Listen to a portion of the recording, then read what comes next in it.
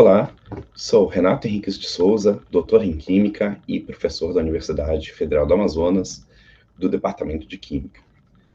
Bom, eu sou também coordenador do programa de extensão Desvendando as Ciências Forenses, que visa divulgar ao grande público como que a ciência, especialmente a química, pode atuar na resolução de crimes.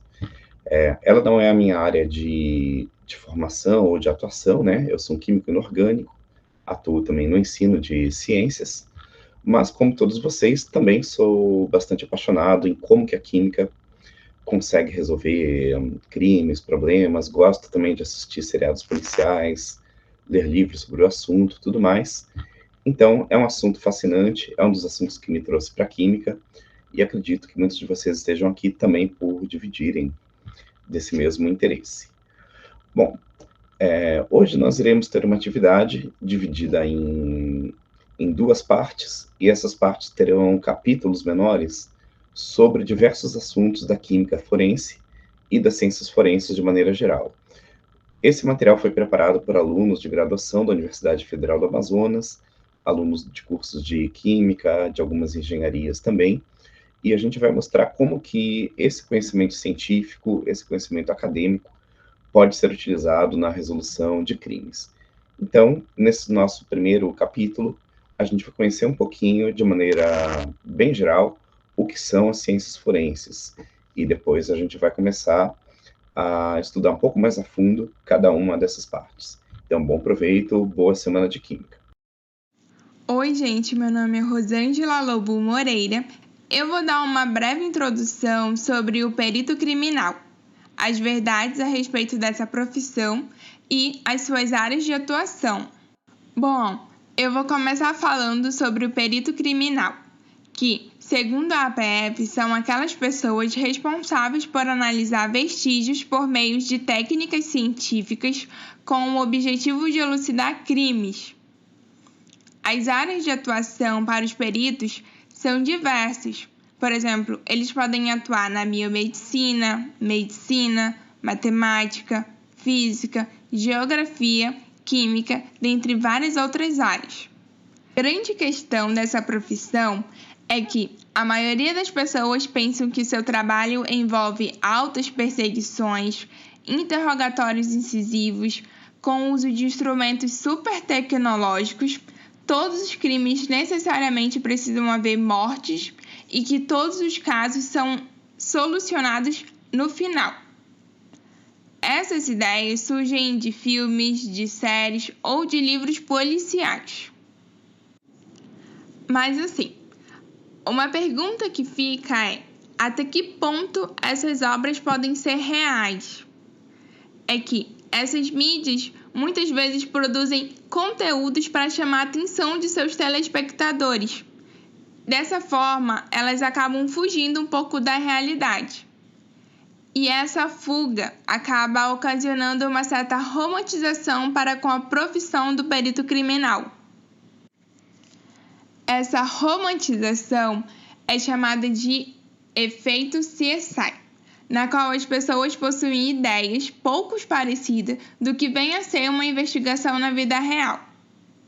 E sim, o nome desse efeito vem da icônica série policial CSI, que tem o uso de vários elementos irreais na elucidação dos crimes presentes nos episódios. Mas então, o que envolve a investigação forense na vida real?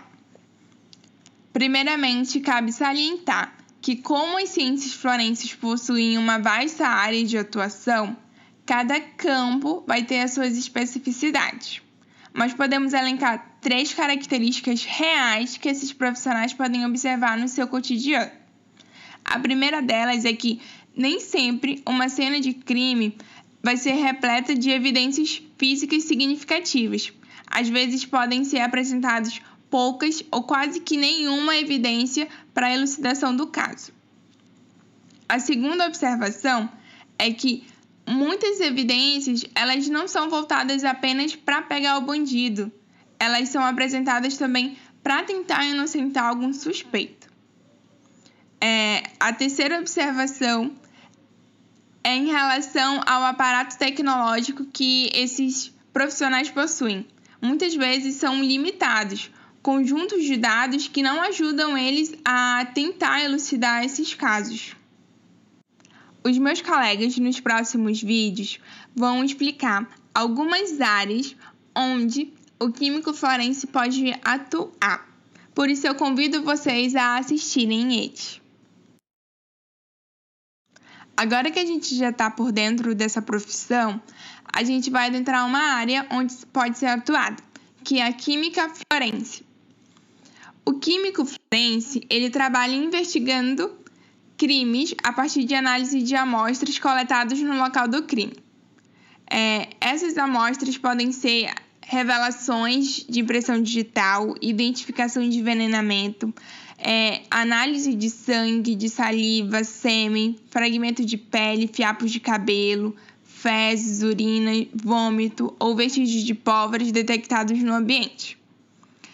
E esse profissional ele pode atuar em várias áreas.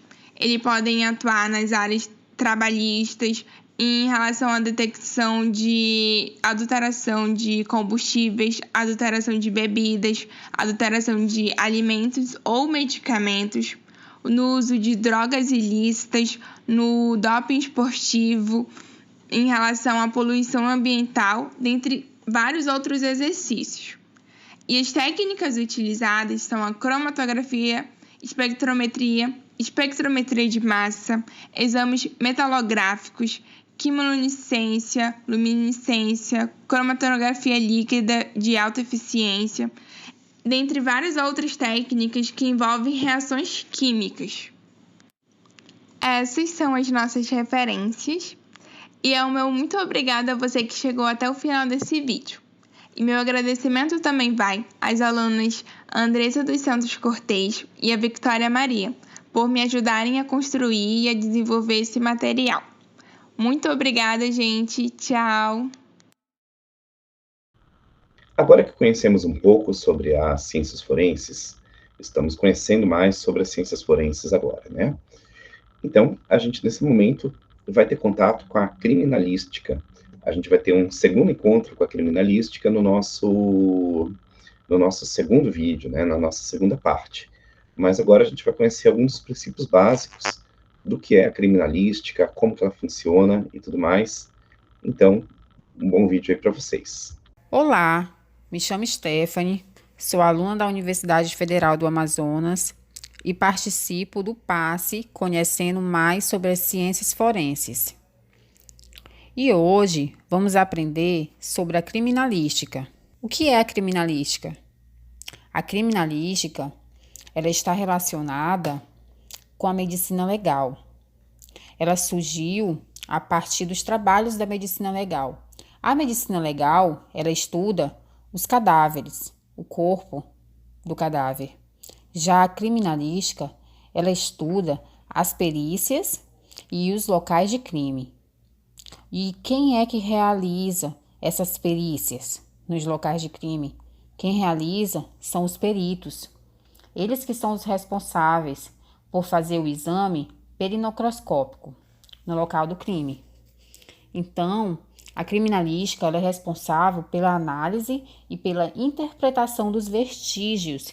O que são vestígios? São todos os materiais extrínsecos encontrados nos locais de crime, como, por exemplo, sangue, cartuchos de bala, faca, objetos.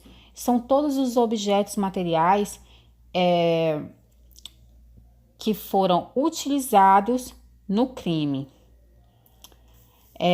Ou em caso de suicídio, como, por exemplo, remédios que foram utilizados no crime, corda.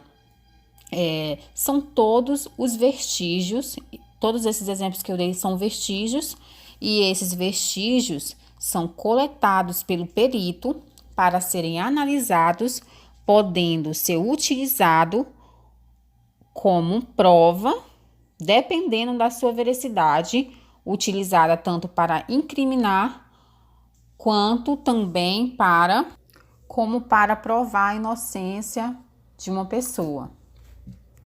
Visto isso, a criminalística é de apoio indispensável para a polícia e para a sociedade, para se ter justiça sobre os fatos criminosos ocorridos. Quais são os objetivos da criminalística? O principal objetivo da criminalística é encontrar a materialidade do fato típico, buscando contestar a ocorrência do ilícito penal. Os peritos, eles irão coletar os vestígios dos locais de crime. Os vestígios é tudo que o perito encontra no local do crime, mas alguns vestígios podem não estar relacionados ao crime. Por quê? Porque esses vestígios já podem estar lá no local do crime antes mesmo do crime acontecer. Então, é feita uma análise e uma interpretação dos vestígios para se comprovar a relação desse vestígio com o crime. Se tiver uma relação, for comprovada na análise uma relação entre esse vestígio e o crime, e aí, então, esse vestígio vai se tornar uma evidência. Então, vai ocorrer uma análise dessa evidência e uma interpretação. Se essa evidência, se for comprovado que ela tem relação com o crime, então essa evidência se tornará um indício que será a prova para incriminar ou descriminar uma pessoa. Segundo Lockhart, todo contato deixa uma marca de provas. Não há crime que não tenha prova. Então, mesmo que os autores e coautores do crime busquem alterar a cena do crime, sendo limpando, alterando o local das coisas, retirando o corpo do local e escondendo, alterando as provas do crime, o local do crime, isso só vai fazer que dificulte o trabalho dos peritos criminais. Mas, com a ajuda da ciência, justiça e trabalho dos peritos, será sim possível levantar as provas físicas geradas por atividades criminais. Princípios fundamentais da perícia criminalística. Princípio da observação. Todo contato deixa uma marca. Como foi dito, não há crime que não deixe provas. Princípio da análise. A análise do perito deve sempre seguir o padrão do método científico. Princípio da interpretação. Individualidade, ou seja, dois objetos podem até ser difíceis de serem distinguidos, mas nunca serão idênticos. Princípio da descrição. A perícia busca a verdade através da leitura dos vestígios. Por isso, os laudos periciais devem ser escritos de forma clara, de acordo com os princípios científicos, com linguagem técnica e jurídica. Princípio da documentação. Toda amostra deve ser documentada com cuidado, desde o momento da coleta até a sua análise. Como foi dito, o objetivo maior da criminalística é a materialização do delito, que oferece os elementos para identificar o autor do crime. A cadeia de custódia, ela inicia-se no local do crime, que é toda a área onde tem acontecido um delito. A cadeia de custódia é importantíssima no trabalho de investigação criminal e é ela que dita toda a documentação cronológica de um vestígio. A cadeia de custódia vai englobar um conjunto de procedimentos que vão registrar desde quando aquele vestígio foi encontrado numa cena de crime, quem o coletou, de que forma o coletou, como armazenou esse vestígio, como transportou, se passou na mão de outra pessoa para realizar outro exame. Tudo isso é documentado e escrito. Para que o trabalho do perito e a cadeia de custódia seja realizada com sucesso, é necessário que o local do crime seja preservado e isolado. Mas será que os locais de crime são realmente preservados? Na verdade, o que a gente vê não é isso. Nos locais de crime, muitos curiosos vão até o local e assim eles dificultam o trabalho do perito criminal. Então é importante evitar isso. Quando ocorrer algum crime, você, a sua família, avisem que não É necessário alterar a cena do crime ou, por curiosidade, ir até o local do crime, porque isso você está atrapalhando os trabalhos dos peritos criminais em busca de vestígios. A disposição dos vestígios, elas podem estar em locais de crime, e existem vários tipos de locais de crime. O local de crime imediato é o local onde realmente ocorreu o crime. Geralmente é onde está o corpo da vítima. O local mediato é toda a área ao redor do local imediato. Nessa área, é comum encontrar pegadas, rastros de veículos, coisas ou objetos caídos, instrumentos usados na cena do crime. Já o local relacionado é o local onde tem objetos e fatos relacionados ao crime. Local idôneo é o local onde estão preservados os vestígios. Os peritos vão até o local do crime e os vestígios estão da mesma forma que foram encontrados na ação delituosa. Já o local inidôneo é aquele local que, quando os peritos chegam, foi alterado as coisas, não está mais da mesma forma que era para estar quando aconteceu o crime. Nessa imagem, você consegue ver um local de crime inidôneo, onde curiosos estão dentro da cena do crime e atrapalhando o serviço dos peritos criminais. Essa foi a breve apresentação sobre criminalística. Aqui fica o meu muito obrigada pela atenção.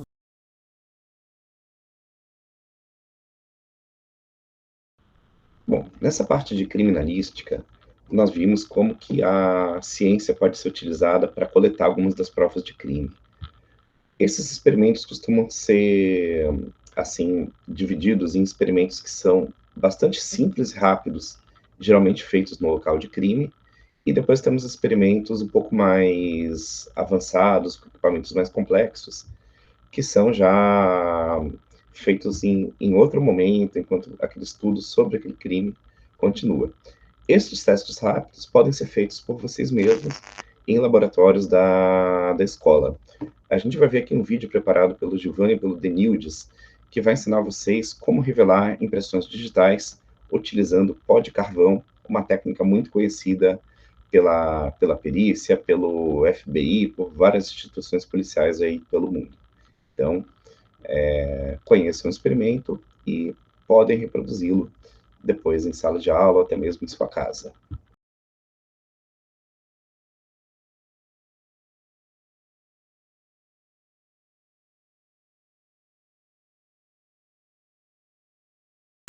No vídeo anterior, nós vimos que existem várias formas de coletar impressões digitais, né?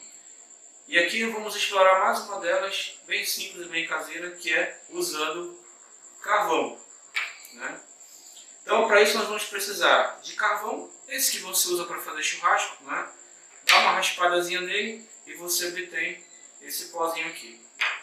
Uma superfície lisa, pode ser um tablet, pode ser um copo. Então, vamos lá. Primeiro você vai pegar aqui pincel, né, cerdas macias, vai pegar aqui um pouquinho do pó, do carvão, né, lembrando que isso aqui, chamado placa de Petri, ele pode ser substituído por um pires, né, aí para você reproduzir em casa, pega o carvão, e aí você vai pincelar aqui na superfície, né, de preferência superfície lisa para dar um resultado mais nítido. Esse pó de carvão. No nosso exemplo aqui nós estamos usando um tablet, né, que várias vezes aí foi usado, então alguém deixou com certeza impressão digital aqui, ok? Mais um pouquinho aqui para garantir.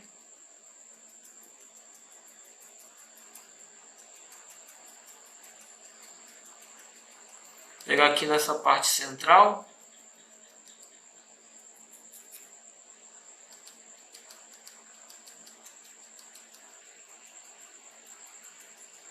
Beleza. Em seguida, vamos retirar o excesso do pó, tá? Deixa eu soprar aqui fora da bancada para não fazer muita sujeira. retirando o excesso. O que eu vou fazer agora? Eu vou pegar a nossa fita adesiva, tá? Transparente. Eu já cortei aqui previamente um pedacinho, né? Para nós usarmos. Ok?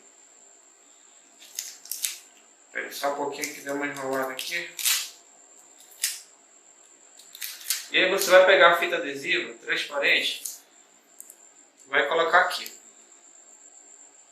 em cima da superfície onde você pincelou o pó de carvão, né? Em seguida você vai, com cuidado, retirar essa fita transparente.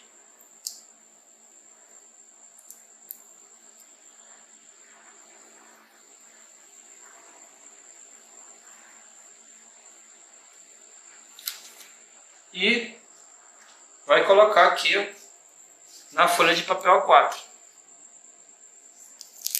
Como vocês podem observar, ficou bem nítida, né, as impressões digitais que nós coletamos aqui. Ó. Ok? E aí, se você quiser, você pode anotar aqui na folha o local de onde você retirou as impressões digitais. Lembrando que você pode fazer esse procedimento também para um copo de vidro, na porta da geladeira, no micro-ondas, beleza? No teu smartphone, ok?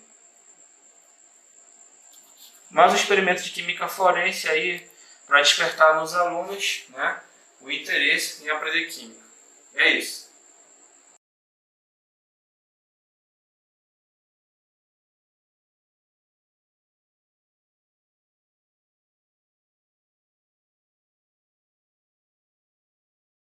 Quando falamos em ciências forenses, é comum a gente pensar em tiroteios, drogas, perseguições, uma série de assuntos que acabam ocupando mais os nossos noticiários e até mesmo seriados policiais.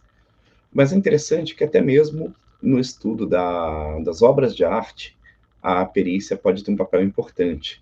A gente vai ver como que a química e algumas técnicas também da física e um pouco também, claro, da imaginação do cientista e do método científico podem ajudar a resolver problemas, inclusive sobre falsificação em obras de arte.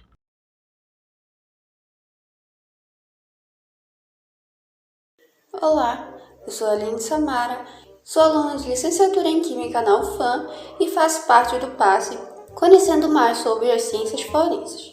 Eu vim aqui hoje para mostrar, de forma resumida, como a química forense está relacionada com a arte.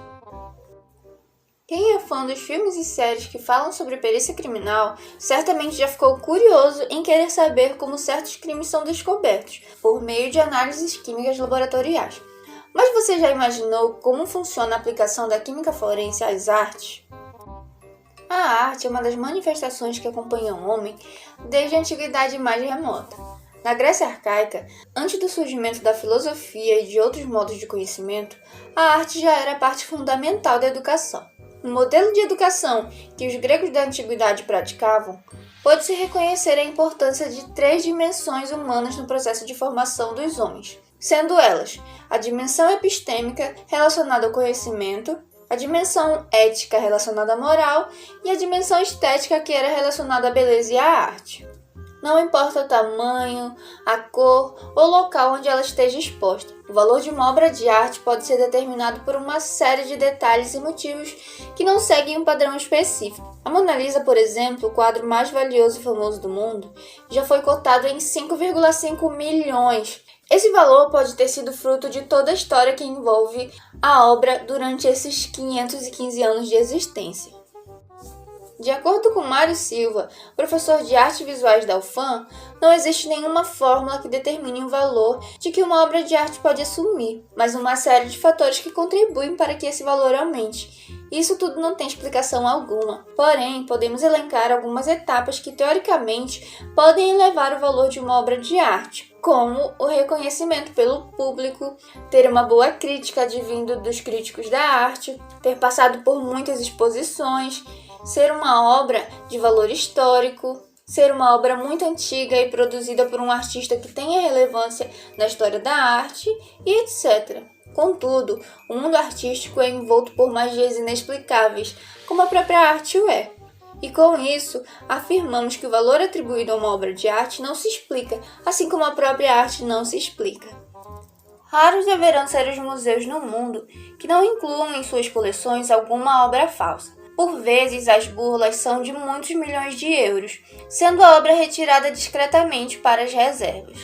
A química se relaciona diretamente com a arte, mas nem sempre essa relação se mostrou evidente para aqueles que não são do meio científico. De uma abordagem mais óbvia, como a composição de pigmentos usados nas tintas, a menos frequente, como a interação entre outros componentes do verniz e da tela, a deterioração da madeira, gesso, metais e outros materiais usados para o suporte, o efeito da acidez do papel, entre inúmeros outros. Além disso, em qualquer um dos aspectos mencionados, a utilização de alguma técnica de caracterização química que seja capaz de identificar inequivocadamente as substâncias presentes e não seja invasiva ou destrutiva, tanto pelo valor da obra quanto pelo aspecto forense que demanda a preservação da amostra para uma eventual realização de contraprova é indispensável. Nesse contexto, portanto, que a microscopia Raman se destaca, pois ainda acrescenta a possibilidade de análises que elevam a resolução espacial, ou seja, permite estudos de componentes com dimensão na ordem de poucos micrômetros. Para o entendimento de microscopia Raman, é necessária a compreensão do que seja espectroscopia Raman. Trata-se de uma técnica que usa uma fonte monocromática de radiação, geralmente um laser no visível ou ultravioleta, que ao atingir um objeto ou material é espalhada por todas as direções, gerando radiação de mesma energia ou de energia diferente da incidente, que permite a identificação do composto químico presente no objeto investigado. Além disso, a espectroscopia Raman gera um espectro que permite identificar facilmente a natureza molecular do composto investigado, pois cada composto apresenta um espectro particular, como se fosse uma impressão digital.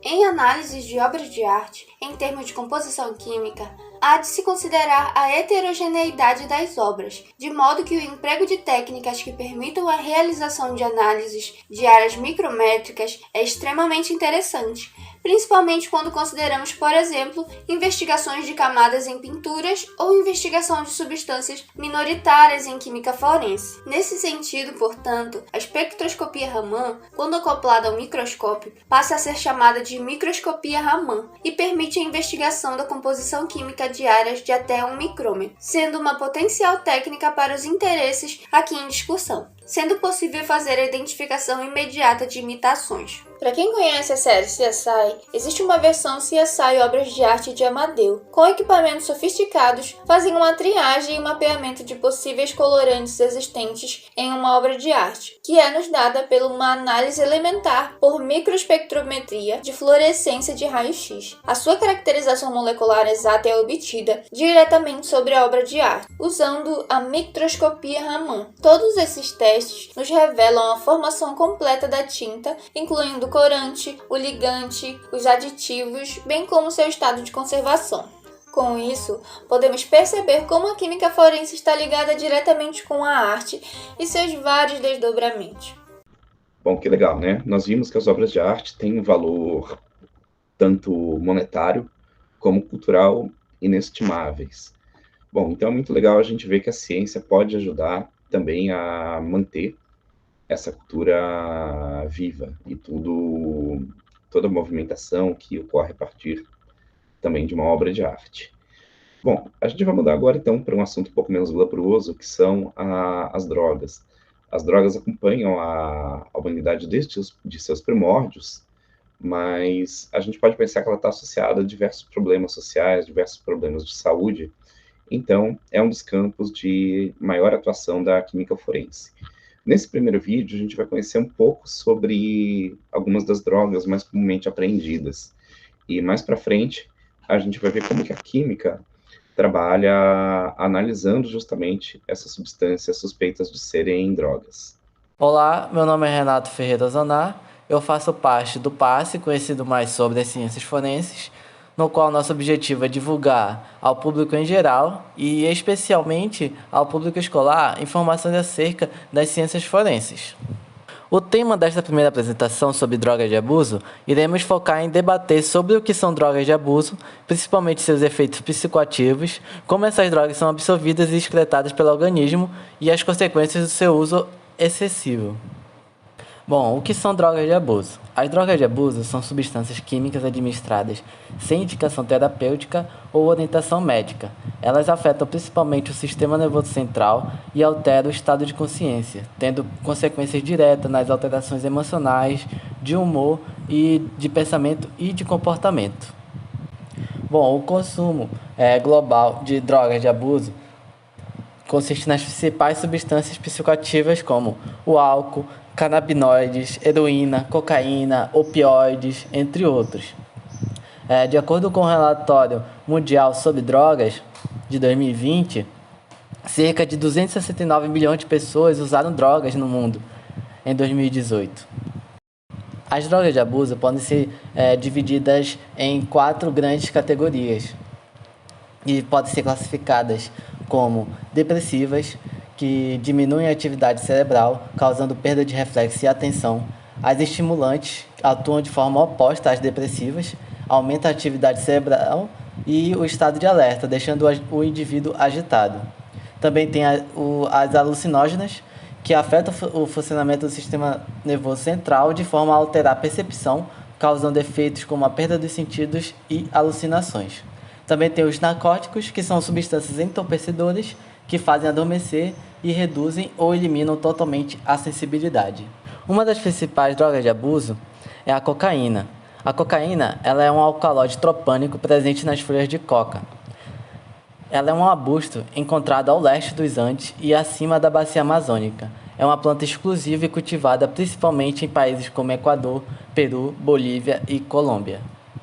A cocaína ela é um estimulante do sistema nervoso central e também age como um forte anestésico local e produz uma sensação de euforia, excitação e aumento das atividades motoras, além de possuir efeitos psicoativos intensos de curta duração que causam um consumo compulsivo, sendo uma das drogas com maior potencial de dependência química. Como a cocaína é consumida? Ela pode ser administrada por via oral, intranasal, intravenoso e inalação. E a quantidade absorvida e a intensidade desses efeitos depende de qual via vai ser utilizada. Por via intranasal, a cocaína ela é inalada na forma de cocaína cloridrato, que é um pó cristalino branco que tem um gosto amargo e entorpece os tecidos. Quando ela entra em contato com a corrente sanguínea, por via intravenosa e no pulmão, ao fumar, tem efeitos praticamente instantâneos, alcançando um estado intenso de euforia. Bom, a cocaína ela pode ser encontrada de várias formas. Um dos principais subprodutos derivados da cocaína são as folhas de coca, que elas podem ser mascadas ou ingeridas como chá, e ela é preparada a partir da maceração das folhas com ácido sulfúrico e bicarbonato de sódio. Também tem a pasta de coca, que ela é composta por folhas de coca com a presença de solventes orgânicos, que pode ser o querosene ou a gasolina combinado com ácido sulfúrico.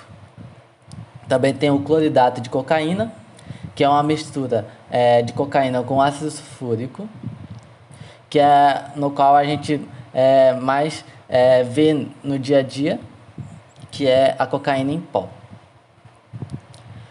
Também pode ser encontrado na forma de crack, que é uma forma, o crack ele é obtido pela reação do cloridato de cocaína com uma solução aquosa de um álcali, que pode ser amônia ou bicarbonato de sódio aquecido, e também pode ser encontrado como a merla, que ela é semelhante à pasta de coca, só que o teor de solventes e contaminantes é ainda maior. E como é que a cocaína ela é distribuída e eliminada no organismo humano? Bom, depois que a cocaína ela é inalada pelos capilares pulmonares, ela segue direto para a corrente sanguínea e se distribui por todo o organismo. E ela possui uma alta lipossolubilidade, que atravessa a barreira hematoencefálica e placentária, e se acumula principalmente no cérebro e depois no baço e vias renais. A cocaína ela é metabolizada principalmente em metiléster, ecgonina e bezoilecgonina. Ambas são excretadas por via renal e representam cerca de 75 a 90% do metabolismo da cocaína. Aproximadamente 20% da droga ela é excretada inalterada na urina e ela pode ser detectada até 15 dias depois da sua última administração pelo usuário. As anfetaminas fazem parte da classe de compostos que compartilham a estrutura química base da molécula alfa-metilfenetilamina. E estão incluídas drogas de uso ilícito como a metanfetamina, pode ser conhecida também como speed ou ice, e derivados do grupo do êxtase, como MDMA e o MDA. As anfetaminas fazem parte da classe de compostos que compartilham a estrutura química base da molécula alfa-metilfenetilamina. E estão incluídas drogas de uso ilícito como a metanfetamina, pode ser conhecida também como speed ou ice, e derivados do grupo do êxtase, como MDMA e o MDA. As anfetaminas podem ser administradas por diferentes vias, principalmente por via oral ou intravenosa. Por via oral, ela é rapidamente absorvida pelo gastrointestinal e pela mucosa bucal, e a sua absorção completa é em torno de 4 a 6 horas após o consumo. Por via intravenosa, os efeitos são muito intensos, o que aumenta o risco de uma overdose. No organismo, as anfetaminas se concentram principalmente nos rins, pulmões e no líquido cefalo-raquiano, e no cérebro, atravessando a barreira hematocefálica. A sua meia-vida plasmática varia de 5 até 30 horas e depende também do volume e do pH urinário do usuário. Menos de 7% das anfetaminas são metabolizadas, o que, consequentemente, as anfetaminas são excretadas praticamente inalteradas na urina. O seu uso crônico geralmente causa quadros de psicose, delírio e paranoia, e o corte abrupto pode gerar sintomas muito fortes de abstinência, como depressão, ansiedade e letargia. A maconha é uma planta herbácea, que são plantas caracterizadas por uma estrutura de caule macio e maleável. Não produzem madeira e normalmente são rasteiras. Ela faz parte da família das canábicas. Seu nome científico é Cannabis sativa e é uma erva nativa da Índia, porém cultivada em muitas partes do mundo. Em sua composição encontra-se mais de 480 substâncias e mais de 60 delas são classificadas como canabinoides. As principais delas são o tetraidrocanabidiol, o THC, e o canabidiol, o CBD. O THC está mais relacionado aos quadros psicoativos, como a confusão mental, a euforia, e pode causar efeitos intoxicantes dependendo da dosagem. Já o CBD é psicoativo, mas diferente do THC, não tem efeito intoxicante. Pode gerar sensação de calma, alívio de dores, inflamação e pode auxiliar em algumas condições clínicas, como dores crônicas, insônia e epilepsia. No corpo, as substâncias existentes na maconha estimulam os receptores canabinoides que ficam localizados na superfície da célula e são responsáveis por transmitir informações ao interior das células sobre mudanças de condições fisiológicas, promovendo a interação delas com o metabolismo celular. Isso acontece por meio do sistema endocannabinoide, que é responsável pela regulação e equilíbrio de vários processos fisiológicos do nosso organismo, como o apetite, dor, inflamações, qualidade do sono, humor e memória.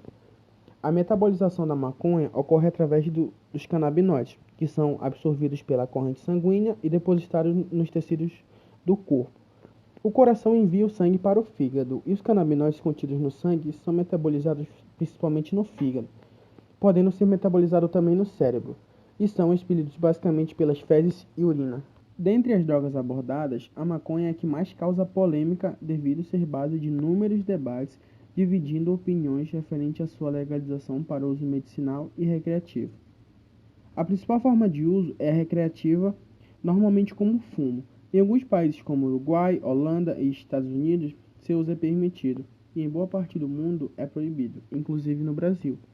Outra forma de uso é medicinal, que pode auxiliar em alguns casos clínicos, como dores crônicas, inflamação, depressão, ansiedade e epilepsia. E diferente do uso recreativo, houve um avanço expressivo referente à sua legalização. Em boa parte do mundo, já é liberado o uso da maconha para fins medicinais. A utilização abusiva da maconha pode gerar algumas consequências, como déficit de aprendizagem e memória, náusea, fadiga e dor de cabeça, podendo agravar também alguns casos clínicos como a bronquite.